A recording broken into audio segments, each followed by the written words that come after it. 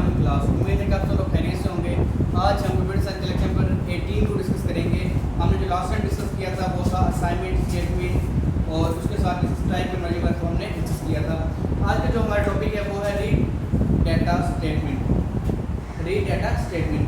The statement is used to store the numeric and string constant. The statement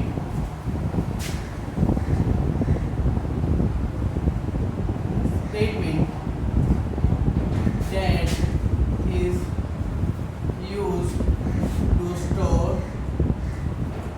numeric data। तो ऐसी statement जो कि numeric data को store करे या है जो न्यूमेरिक डाटा को स्टोर करने के लिए इस्तेमाल हो, उसको क्या कहते हैं? Numeric data and string constant.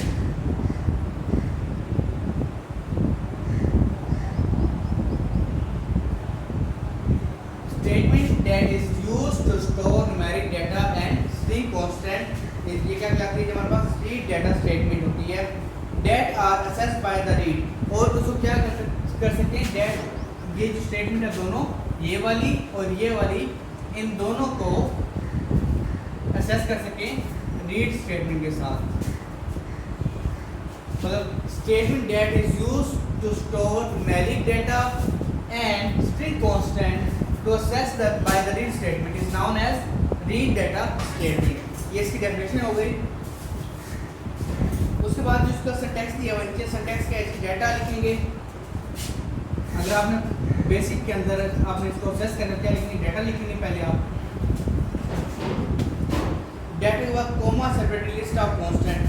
अब आपने कौन कौन से कांस्टेंट करने हैं? फॉर एग्जांपल आपने न्यूमेरिक डाटा का x है, y है, z है। आपने जो वैल्यू स्टोर करवा रखी है x = 10, y = 15, z = 19, या हम कह रहे थे x को a = x + y + z।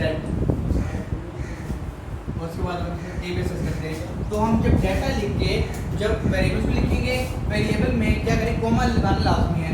जब आप कोमा लगाएंगे तो क्या करें कि इससे वो जो डाटा है वो आपको जस्ट वैल्यू प्रोवाइड कर देगा। जैसे x की वैल्यू क्या थी?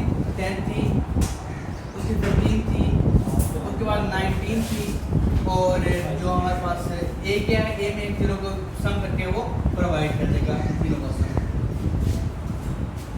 इसके बाद हमारे पास पेज पर 33 पे कहते हैं कि इंट्रोडक्शन में देखिएगा कांस्टेंट में बी एन स्ट्रिंग और न्यूमेरिक कांस्टेंट। जो कांस्टेंट होता है वो कोई भी स्ट्रिंग हो सकता है या नंबर हो सकता है। स्ट्रिंग क्या होती है? अल्फाबेटिक वर्ड हो, अल्फाबेटिक वर्ड हो। लेक्चर कैसे हो गया? लेक्चर हो गया या कोई भी नंबर हो गया। ये क्या है? कांस्टेंट है जिसकी वैल्यू चेंज ना हो रही हो। लेक्चर आपने एक बार लिख के सेव कर दिया तो इसकी जो वैल्यू है वो चेंज नहीं हो रही बार बार। इस तरह जो 299 है जब एक बार स्टोर हो गया तो उसकी वैल्यू बार बार चेंज नहीं करेगी। क्या हो जाएंगे? हमारे कांस्टेंट होंगे ये। String constant must be enclosed in double quotation marks only if they contain commas। जो स्ट्रिंग होती है उसको क्या करना है? हमेशा कोमा के जरिए रिप्रेजेंट करना। जब भी आप स्ट्रिंग लिखेंगे तो क्या होगा? कोमा, डबल कोटेशन कॉमास आप लास्ट में यूज करेंगे उसके अंदर। उसके बाद otherwise quotation marks are not added in the list of constant with a data statement can not be accessed one line. अगर इस पर कोमा नहीं लगे होंगे और डबल कोटेशन नहीं लगाएंगे तो वो स्ट्रिंग क्या होगी? असेस नहीं होगी। असेस हम नहीं कर पाएंगे पूरी लाइन को। The data contained in the multiple data statement is assumed to be single continuous list if item regardless of where data is placed in the program। तो अगर आप कॉमन नहीं तो क्या करेगा? स्ट्रिंग उसको क्या assume करेगा? तो फॉर एग्जांपल दो स्ट्रिंग्स हैं, लेक्चर, मुल्तान, ये दोनों स्ट्रिंग है। आपने इन दोनों को डाटा के जरिए असेस करना है। आप यहाँ डाटा लिखेंगे और स्ट्रिंग लिखेंगे। अगर स्ट्रिंग के अंदर अगर आप कोमा नहीं लगाएंगे, ये वाला कोमा जो है इसको अगर आप नहीं लगाते तो क्या होगा? वो इसको असेस नहीं करेगा, वो सिर्फ पहली स्ट्रिंग को ही लेकर आपको शो कर देगा। The variable type given in the read statement must agree with the corresponding constant in data statement। तो read स्टेटमेंट क्या होगी? वो हमेशा डाटा स्टेटमेंट की क्या होगी, क्रॉस पेंडिंग होगी। मतलब जब भी आप एक बार एक को उठाएंगे तो साथ उसको ऑटोमेटिक वो क्रॉस पेंड कर लेगा, ऑटोमेटिक उसको स्टेटमेंट को वो यहाँ से फेच कर लेगा। उसने एक एग्जांपल दी है, the program demonstrate use of data read. आपने क्या किया थी, आप उसने एग्जांपल दी है, रीड करना है, एक प्रोग्राम है रीड ए बी $C। $साइन क्या है, मतलब कि ये स्ट्रिंग है, ये कोई भी न्यूमेरिकल है और ये क्या है अल्फाबेटिकल वैल्यू है, ये क्या है स्ट्रिंग वैल्यू है हमारे पास। इसके बाद लिखते हैं प्रिंट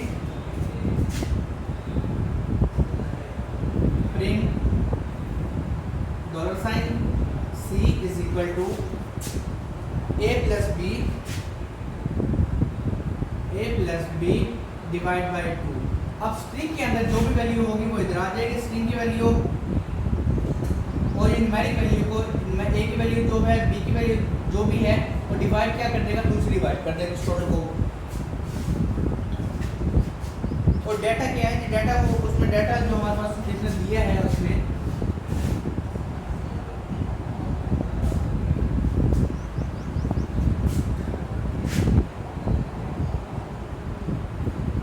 डाटा एवरेज हमने क्या निकाले थे, ये स्ट्रिंग डाटा में क्या जो C है ये इसमें क्या स्टोर है जी, एवरेज। डाटा में क्या एवरेज आ गया और इसी तरह 10 और 20 वो उसके अल्फाबेट्स वो आ गए, न्यूमेरिक वैल्यूज आ गई। उसके बाद क्या करेंगे, प्रोग्राम को एंड कर देंगे, एंड करने के बाद उसको आप मेमोरी में लोड करवा के रन करवाएंगे तो जिसका आंसर वो आपका 15 आ जाएगी, उसकी क्या होगी एवरेज होगी। ये मतलब ये शो कर रहा है कि आपने रीड पहले क्या करना है, इन तीनों को रीड करना है, ए को बी को और सी को। सी स्ट्रिंग है, ए न्यूमेरिक वैल्यू है, बी न्यूमेरिक वैल्यू है। सी के अंदर क्या है जी, सी के अंदर हमारे पास स्ट्रिंग के स्टोर है, स्ट्रिंग के अंदर कौन सा स्ट्रिंग स्टोर है, एवरेज के नाम से स्टोर है। ए के अंदर क्या स्टोर है, 10 स्टोर है। बी के अंदर क्या स्टोर है जी, 20 स्टोर है। हम प्रिंट करवा देंगे कि average a plus B divide by 2। Data में क्या करेंगे, उसकी एक्चुअल वैल्यू है उनको दे देंगे एवरेज 10 और 20। एंड करेंगे, जब रन करेंगे इसको आपको कंपाइल करके इसका जो रिजल्ट है वो प्रोवाइड कर दिया जाएगा।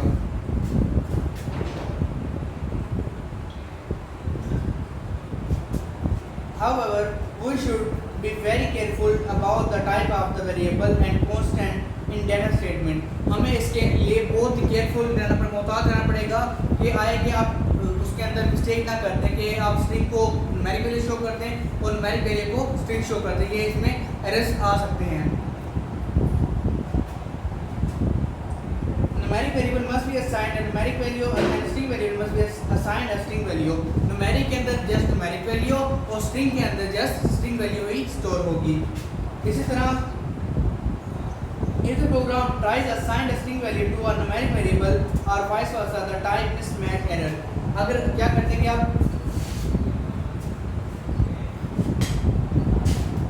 वेरिएबल्स है d के नाम से, इसके अंदर स्टोर है Alexa,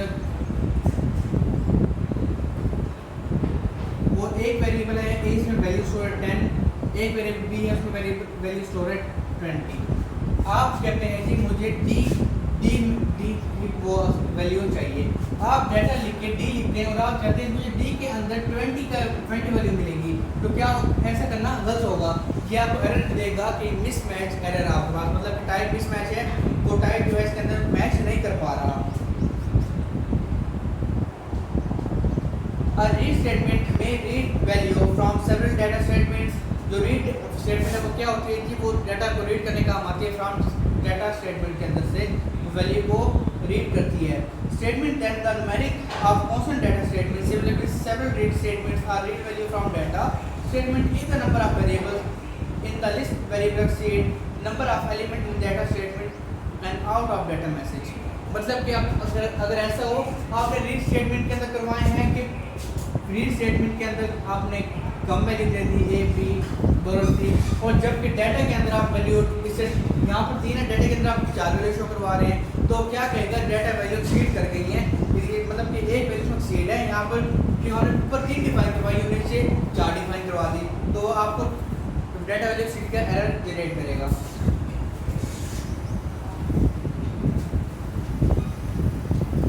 Subsequent read statement being reading data at the first unread state element. If there are no subsequent read statement, the extra data is ignored.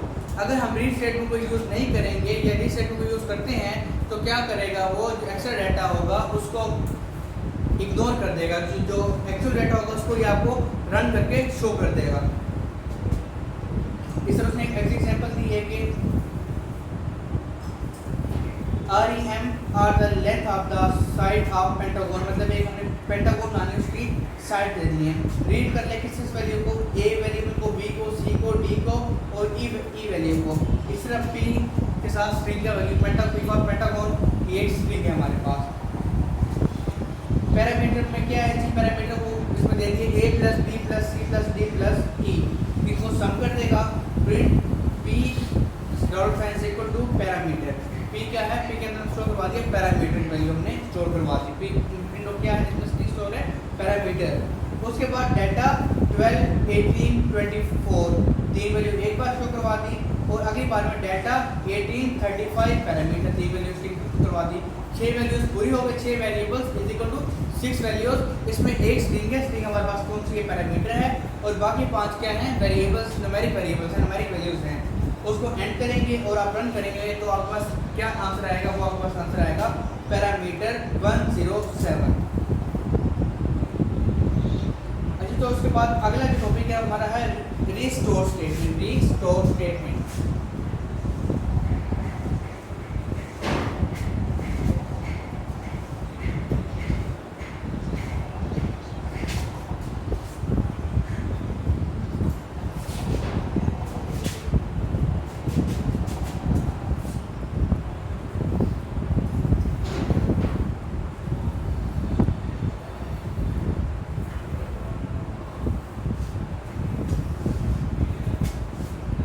Restore statement name से show है कि restore statement the statement cause the data statement to be reused if it has already been used by the read statement.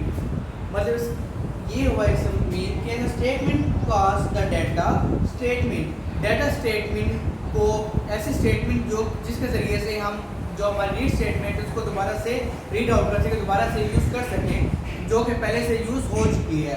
इसकी definition बनेगी the statement क्या जो जब statement वजह बनती है the data statement to be reuse, कि जो ऐसी स्टेटमेंट जो कि डाटा स्टेटमेंट को रीयूज करने की वजह बनती है if it has already been use by the read statement, अगर उसको पहले से रीड स्टेटमेंट यूज़ कर चुकी हो।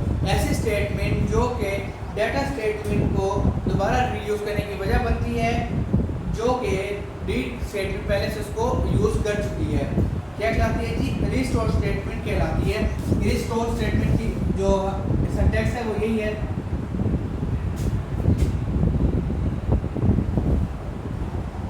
Restore line number. आपने रीस्टोर करना है और साथ ही उसका लाइन नंबर है, फॉर एग्जांपल आपने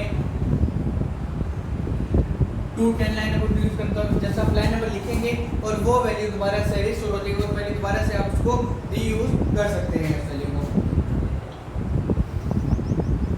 इसमें इंस्ट्रक्शन पे लिखा हुआ है the line number specified the line number of a data statement it has to be read. उसमें क्या लिखते हैं कि हम लाइन नंबर लिखेंगे किसका, जिसके अंदर वो डाटा स्टेटमेंट हमने दी हुई है, जो डाटा जहाँ पर डाटा स्टेटमेंट है उसके लाइन नंबर लिख देंगे। और the next read statement read the first item in the specific data statement. वो क्या करेगी, जो रीड स्टेटमेंट करेंगे वो दोबारा से जो हमें डाटा स्टेटमेंट है उसकी वैल्यू हमने पहले शो करवाई थी, उसी को वो दोबारा से रीयूज कर लेगी। उसके बाद if so the next read statement read the first item in the first data statement. वो क्या जो डाटा स्टेटमेंट के फर्स्ट आइटम को वो जस्ट रीड आउट कर लेगी। अब उसने एग्जांपल दिए कि 10 लाइन नंबर दिया 10 read ABC, read ABC, ABC को रीड कर ले, रीस्टोर कर दे, उसके बाद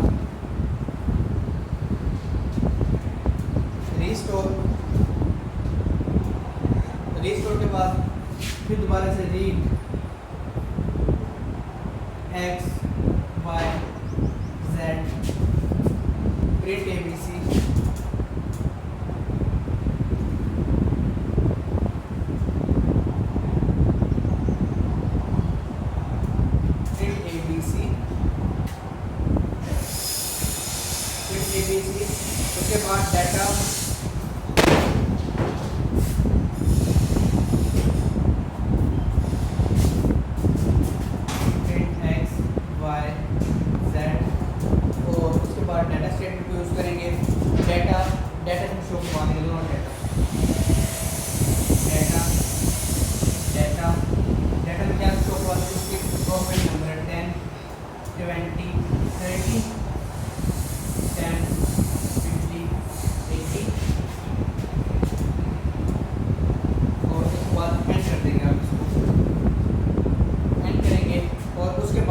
क्या कर देंगे, रन कर देंगे।